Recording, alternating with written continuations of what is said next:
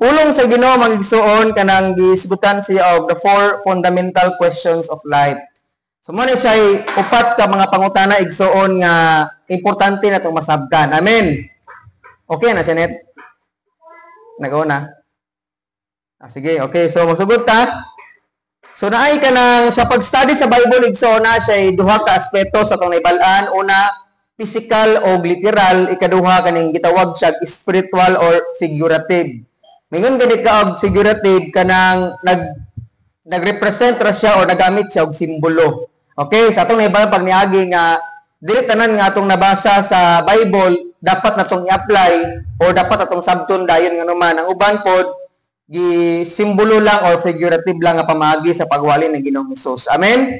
So tugutin ko sa makampo ta una di ay sa di pa ta magsugod atong iduko atong ulo biyo ta mga mata. Lord, salamat sa kabuntagon among giampo Lord nga nining adlaw o Dios bisan taas-taas may panahon karon Ginoo sa pagsimba. Dili na magmata Lord God tungod kay angayan ka sa pagsimba ug pagpasalamat Lord og kanang I know nga kining mga pulong o Dios nga sige na mo madunggan sa kada adlaw maminaw og wali o makadungog og mga mensahe. Ang pagampo o Dios nga mahimo ning instrumento usab nga mahimong masukaranan Ginoo ingon nga nagtuo mi niya diha kanimo Ginoong Hesus. Pasaylo ami sa makausa sa mga kalapasan, ikaw ang magapamuhat sa ngalan ni Hesus. Amen. Nasa mong tapad nga maadjong buntag. So una nga kuan igsuon fundamental question sa kinabuhi nga dapat natong mapangutana og matubag. Unang-una, who am I? Kana mo ingon, who am I? So kaila ba kinsa ka sa imong pagka ikaw igsuon? Nakaila ka? Pangutana ko ni mong kagulingon, kinsa ka? Kinsa man ko? So, muna unang pangutana, who am I? Physically, dapat makaibaw ka unsa ang imong identity. Tanan mo ingon, identity. Unsa man ang identity ka nang kinsa ka ba? Unsa ang pagkatao? Kaya mga tao ko nigsuon nga, maingon sila nga natrap kuno sila sa lawas sa babayi. Pero lalaki sila. Anya, maingon nga, kining ang ilang nga batasan, babayi pero natrap pa daw sila sa lawas sa lalaki. Muna nga wala sila kaibaw silang own identity mga igsoon. Muna unang pangutana kinsa man ko. Tungod kidagan sa mga tao karon wa sila kaila kinsa silang kinabuhi, no? Makatubag lang sila sa ilang pangalan, edad, address, kinsa silang mga anak. Pero dagan sa mga tao igsoon wa sila kaila unsa gid ilang own nga identity. Laki ba sila or babayi? Kining Christian ba sila or dili? Anak ba silang ginikanan or dili? Dagan sa mga taong ingana igsoon nga Christian ka kay bawlo ka kinsa ka. Amen. Unsa ang imo ang identity sa kinabuhi? Kung ano ka sa spiritual mga igsoon, kaila ba ta kinsa tang anak? Physically anak na ni sa pamamagpapa, di ba? Pero spiritually kinsa mo tang anak? Kaila ba ta kinsa tang anak igsoon? Kay ang Bible nagsulti nga John 1:12 kinsa tong butuog budawat ni Jesus gitagaan niya gatungod nga mahimo anak sa Dios. So physically anak kasi mo magpapa pero spiritually anak ka sa Ginoo. Dili ka anak sa Dios sa dihang wala pa nimo dawata si Kristo nga Ginoong manuluwas. Apan sadang gidawat nimo si Jesus nga imong Lord and personal Savior, anak na ka sa Dios. Amen. We are a child of God. Ingon pa gani ang Bible pod sa 1 Peter igsoon chapter 3 nga we are saints of God. Mga santos daw ta. Kaning mga santos manggod sa ato ang daang simbahan. Abi nato o kining santos kining namatay nga nagmatinud-anon sa Ginoo unya gaman og estatwa. But ang Bible klaro nagsulti mga igsoon nga mga santos ta. Tanan kuno nga ang minay magud sa saints sa all other translation believers sa Ginoo. Nya sa lain nga translation gitawag sa saints of God. So kini mga santos manggod igsoon wala ga pasabot nga di makasala. Amen. Makasala ang tanang tao igsoon magkatawag but sa Bible gitawag tang mga saints of God. Gani ingon ang Bible we are the friend of God. Mga amigo tas Ginoo. Amen. Mingon gani kag amigo ka sa Dios, suod kas Ginoo. Makikistorya ka niya, maminaw pug ka sa mga pulong. Ang Bible po nagsulti igsoon we are the church of Christ. So nanagid sila So church ta sa Ginoo mga igsoon. So ikadaw pangutana, where did I come from? So this ata nagsugod igsoon, this ata gikan Sa literal nga pagsabot, we are from dust. Tao ta mga igsoon. Amen. Gikan tas abog mo na nga igsoon, dili ta dapat manghinambok atubangan sa Ginoo naman abog ra ta atubangan sa Dios. Amen. Unya sa spiritual nga bahin igsoon, we are sinners that saved by grace before the Lord. Amen. Kita mga igsoon dapat ang mahimong thankful sa Dios mo nang musimba ta sa Ginoo naman makasasala tang giluwas sa Ginoo. Ina si Lord, salamat o Dios sa pagluwas kanako. So gikan tas abog unya makasasala tang giluwas sa Ginoo mo nang angayan tang magpasalamat sa Dios. Amen ba? Ikatulong pangutana tinana man gid sila. What is the meaning of my life? Unsa may purpose nganong gibuhat ta sa Dios?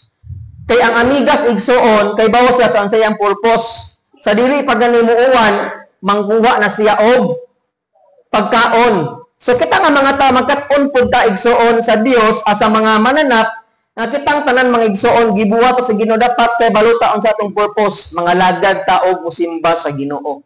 Amen. Kining dili ta magsayang-sayang sa atong oras nganuman kitang tanang tao di pakamatyan sa Ginoo sa cross dili lang para makinabuhi para sa tong kagulingon kundi para gayud sa Ginoo mga igsoon. Amen ba? So mo na nga iyon ang pastor isa ka pastor nagingon nga dili na kuno uso sa Christian ning magbigti daw ka, di na uso sa Christian ning kining magtinapulan ka, di ka mo trabaho, di ka mo simbang anuman tungod kay gusto sa Dios nga ikaw ako mga lagad gayud sa Ginoo. Anyo nga sayo? Okay, so mo to igsoon what is the meaning of my life? Hinaot kita makaibaw ta unsay meaning sa atong kinabuhi. Amen? Nag-eskwela man ka, nagtrabaho man ka, hinaot Christian ka, nakasabot ka nga tanan imong gibuhat para gyud sa kahimayaan sa Ginoo. Amen. Morning mo sa name. So we have our small Bible study here. Kanang gamay lang ni siya sa dita magsugod. Okay, number 4, lastly igsoon, where am I going? So dapat kay balot ka asa ka padong. Naman, nagan sa mga tao, ilang naibalan lang na nagitawag sila physical nga kamatayon.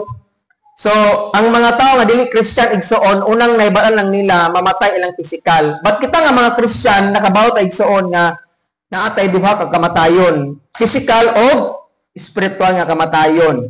So, muna nga igsoon, kita nga mga Christian, sige, tagsimba sa Ginoo mga lagad, ta sa Ginoo naman, nagprepare ta sa atong spiritual nga kamatayon mga igsoon. We believe nga kita nga mga Christian giluwas ta sa Ginoo dili na padubong og langit but giluwas ta sa Ginoo mga igsoon nganuman para himayaon ang ato nga Ginoo mga igsoon. Amen ba? Kung ang kalibutan igsoon sobra kung sa kalibutan pag sobra gani sa ilang kinabuhi makadaot sa ilaa. Amen? Kung sobre ka mo inom, sobra ka magbisyo, tanang sobra sa kalibutan makadaot sa lawas. Pero kung kita sobra ang atong paghigugma, pagpangalagad sa Ginoo, dili siya sayop. Nga naman, ang atong paghigugma sa Ginoo mga igsoon, dili gid sayang o dili malabayng tawang. Nga naman, tanan atong gibuhat para sa Ginoo na agiyoy kahimuan. Amen? So mo kay upat ka fundamental question in life igsoon nga dapat atong masabtan nga who am I kinsa man tatubangan sa Ginoo, kita anak ta sa Dios, kanang we are the church of God, ingon pang Bible friend of God ta igsoon, nga mga kaduha igsoon, where did I came from? Kitang tanan gikan sa abog mo nang dili ka angay mga hinambog sa Ginoo kay abog ra tatubangan sa Dios nya giluwas putas Ginoo. We are sinners saved by grace before the Lord mo nang angayan tang magpasalamat sa Dios. Ikatulo unsa ganito, what is the meaning of my life? Ang imong kinabuhi igsoon, dili na gid dapat magpakasala. Dili na gid para sa imong kagalingon kun dili para na sa Ginoo. Amen. Lastly, where am I going? So dapat kabalo ta padong. Kung mangutanan si pastor imo karon mamatay ta. Mayon kag simba ko palayo.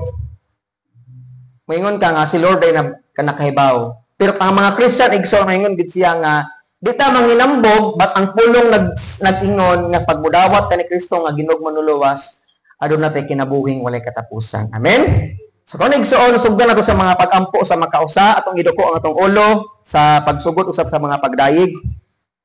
Ginoong Dios nga labing gamhanan, salamat Lord niini nga kabuntagon nga imong gihatag sa among mga kinabuhi. I pray Father God that you will bless this worship, O Lord, and karong Ginoo among nasabtan nga kami nga mga tao Ginoo kanang usami sa kanang imong gipakamatyan, O Lord. Salamat nga nahibal-an namo karon anak ni nimo unya gikan mi sa abog giluwas mi nimo pinagi sa imong grasya ug kaluoy Ginoo.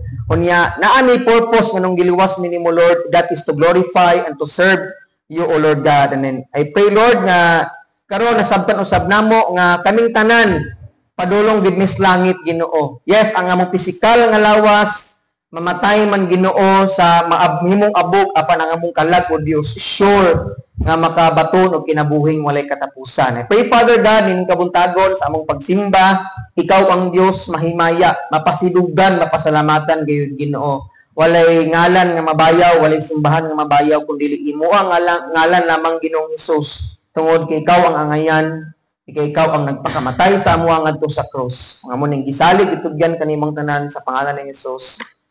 Amen ug amen. Dali na net. Ang Bible mo niyo. Sa share sa karayo net ha.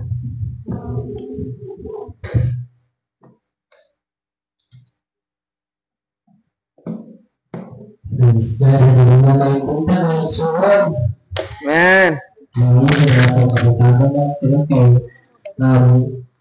Ang Diyos mayas ka mga kinapagin sa pagkakas dahil hindi mo niya kita na fellowship ang mga simpat ng mga Diyos kung dahil sila ang mas kapag sa mga ako ay ang ginatang na pag-usap ang ginatang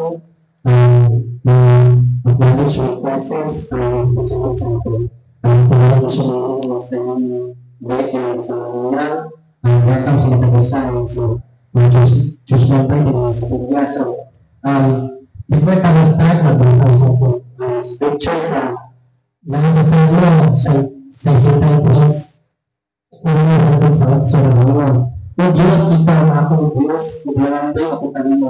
Sa bugos ko kasintasin, ipangandong ko ikaw. Ang talat ko